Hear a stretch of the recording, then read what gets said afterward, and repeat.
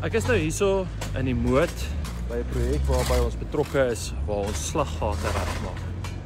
Nou soos jy agter my sal sien, waar die verkeer reguleer word, hierso waar die gat skoon geskep word, soos jy sal sien is dit Afrikaner hande wat hierso werk.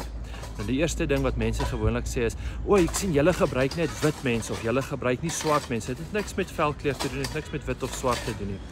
Die rede hoekom ons Afrikaners aanstel is hou veeldoelige waarde in vir ons gemeenskap, ons Afrikaner gemeenskap hierso in die Moot. Die eerste is, die geld van hierdie projek kom van Moot-inwoners af. Dit is Moot-inwoners wat hierdie projek moontlik maak. Nou hoekom sal ons dan die Moot-inwoners se seuns aanstel om hierdie werk te doen nie?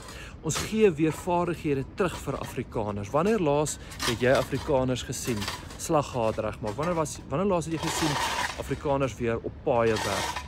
Vaardighede wat verlore gaan wat ons weer teruggee vir ons eie mense.